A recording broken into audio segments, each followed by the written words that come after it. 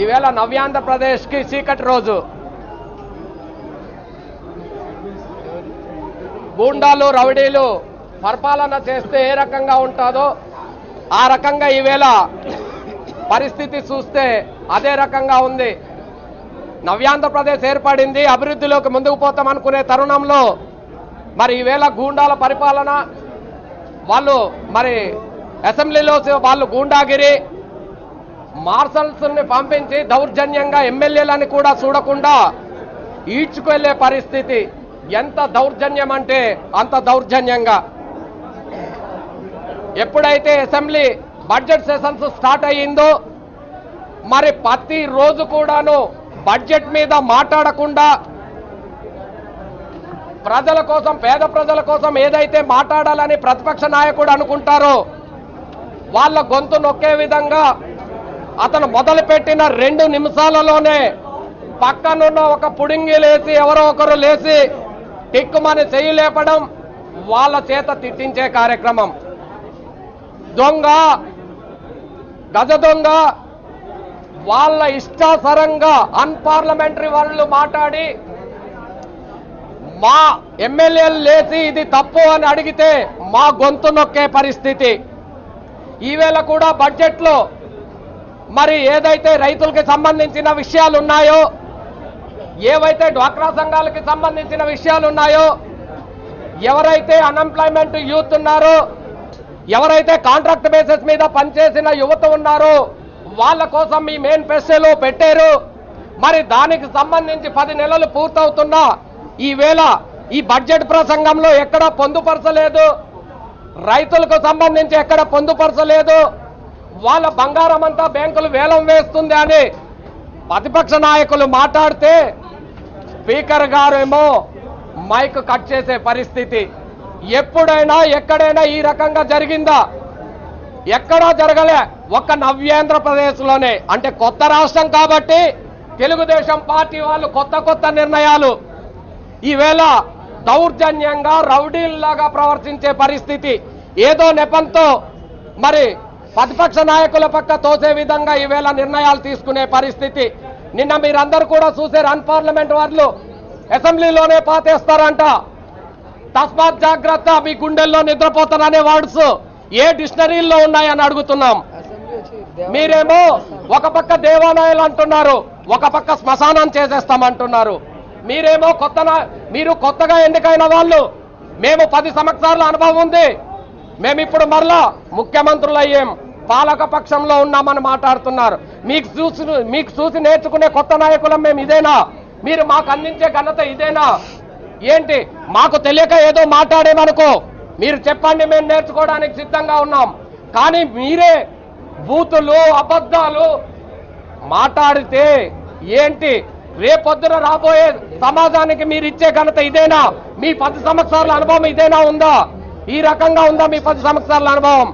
ప్రజల్ని మోసం చేసి ఈవేళ బడ్జెట్ లో మీరు ఏదైతే బడ్జెట్ బుక్ లో పొందుపరిచారో ఆ ఫిగర్స్ ని కూడా మాట్లాడనివ్వరా? మీరు ఇచ్చిన లెక్కలే, మీరు చూపించిన లెక్కలే, వాటిని కూడా మాట్లాడకుండా గొంతు నొక్కే పరిస్థితి. మా గొంతు నొక్కగలరేమో మీరు, కానీ ఈ రాష్ట్ర ప్రజల యొక్క గొంతు నొక్కలేరు. డాక్రా మహిళల గొంతు నొక్కలేరు. ఎవరైతే రైతులు ఉన్నారో రైతుల గొంతు నొక్కలేరు. కాబట్టి ఆలోచించండి, రాష్ట్ర ప్రజలందరూ కూడా చూస్తున్నారు. మేము మాట్లాడే ప్రతిదీ కూడా ఈవేళ మా నాయకుడు మాట్లాడితే అది బయట చూపించరు. ఏదైతే వాళ్ళు మాట్లాడతారో అదే చూపిస్తారు. ఎంత దౌర్జన్యం అండి ఇది! ఈవేళ మీ ముందుకు వచ్చి మేము ఈ రకంగా మాట్లాడుతున్నాం. మధ్యలో నేను బ్రేక్ ఇస్తే మీకు ఏ రకమైన సికాకు ఉంటుంది? ఏ రకమైన ఇబ్బందికరమైన పరిస్థితి ఉంటుంది చెప్పండి? మాట్లాడేటప్పుడు ప్రతి నిమిషానికి ఏదో రకంగా అడ్డు తగిలి ప్రజల్ని మోసపుచ్చే విధంగా నిర్ణయాలు, ఇది మంచి పద్ధతి కాదు. మీకు అవకాశం ఇచ్చారు ఈవేళ ప్రజలందరూ కూడా. మాకు ప్రతిపక్షంలో కూర్చోబెట్టారు, మీకు పాలకపక్షంలో కూర్చోబెట్టారు. మేము ప్రజల కోసం మాట్లాడాలి, ప్రజా సమస్యల మీద మేము మాట్లాడాలి, వాటిని పరిష్కరించాల్సిన బాధ్యత మీ మీద ఉంది. వాటిని పరిష్కరించకుండా దొడ్డిదారుగుండా మీరు పరిగెట్టే ప్రయత్నం చేయటం, ప్రజా సమస్యల్ని పక్కన పెట్టే విధంగా మీరు తీసుకునే నిర్ణయాలు చాలా దుర్మార్గంగా ఉంది. కాబట్టి ప్రజలందరూ కూడా మీకు గమనిస్తున్నారు. ఖచ్చితంగా గతంలో మీరు తీసుకున్న తప్పుడు నిర్ణయాల వల్ల మీకు 10 సంవత్సరాలు పక్కన పెట్టే పరిస్థితి మరలా ఆ రోజు తెచ్చుకోకండి. ఖచ్చితంగా మీకు ప్రజలు ఈవేళ గమనించారు, మీకు మళ్ళా ఆ స్థానం కల్పించడానికి సిద్ధంగా ఉన్నారు. ఈ రోజు రాష్ట్ర శాసనసభలో అత్యంత హేయంగా దుర్మార్గంగా ప్రజాస్వామ్య సూత్రాలకే ఒక మరణ శాసనం రాస్తూ వైఎస్ఆర్ కాంగ్రెస్ పార్టీ శాసనసభ్యుల్ని అన్యాయంగా స్పీకర్ గారు సస్పెండ్ చేసినటువంటి తీరుని వైఎస్ఆర్ కాంగ్రెస్ పార్టీ నిరసన వ్యక్తం చేస్తూ ఉంది. నేను స్పీకర్ గారిని అడుగుతూ ఉన్నా, అయ్యా స్పీకర్ గారు, ఆ స్థానంలో మీరున్నారు. ఒక న్యాయమూర్తి కంటే శక్తివంతమైనటువంటి స్థానం. మీరు తీసుకునే ప్రతి నిర్ణయం ఈ రాష్ట్రంలో అమలు చేసి తీరుతుంది.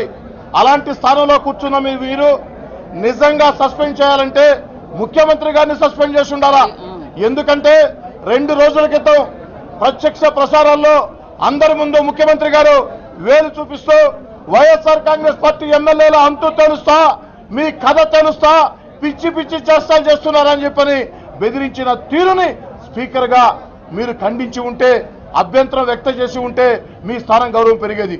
రెండవది, నిన్నటి రోజున మీ సాక్షిగా, ముఖ్యమంత్రి సాక్షిగా, ఈ రాష్ట్ర శాసనసభ సాక్షిగా, సత్యమేవ జయితే అన్న పదాల సాక్షిగా ముఖ్యమంత్రి గారి ప్రోద్బలంతో ముఖ్యమంత్రి గారు స్లిప్ రాసి పంపించిన తర్వాత బోండా ఉమామహేశ్వరరావు విజయవాడ పార్లమెంటు సభ్యుడు, విజయవాడ శాసనసభ్యుడు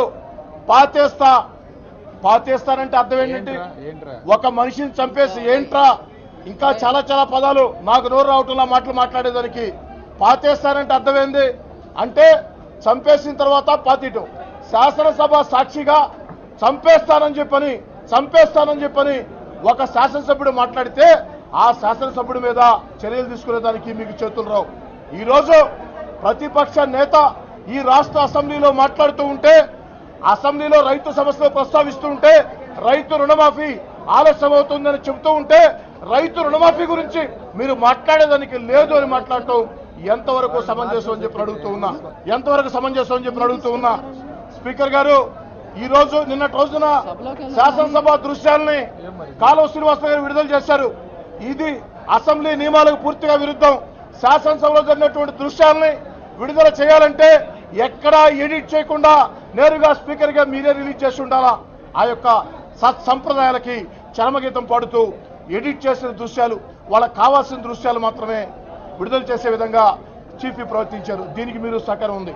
స్పీకర్ గారు, ఇప్పటికైనా పద్ధతి మార్చుకోండి.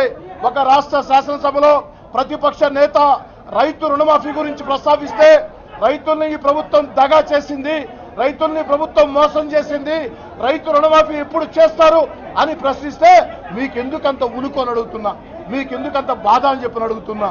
అసెంబ్లీలో ప్రతిపక్ష నేత మాట్లాడే ఉపన్యాసాలని మీరు నిర్దేశిస్తారా? మీకు ఏ అధికారం ఉంది? ఈ రాష్ట్ర శాసనసభలో అన్పార్లమెంటరీ పదాలు ఎవరైనా వాడితే ఖచ్చితంగా మీరు అడ్డుకోవాల్సిందే. కానీ ఈ రాష్ట్ర శాసనసభలో రైతుల సమస్యలు ప్రస్తావిస్తుంటే అడ్డుకు అధికారం ఎక్కడుందో కోరుకుంటూ ఇప్పటికైనా పద్ధతి మార్చుకోమని స్పీకర్ గారిని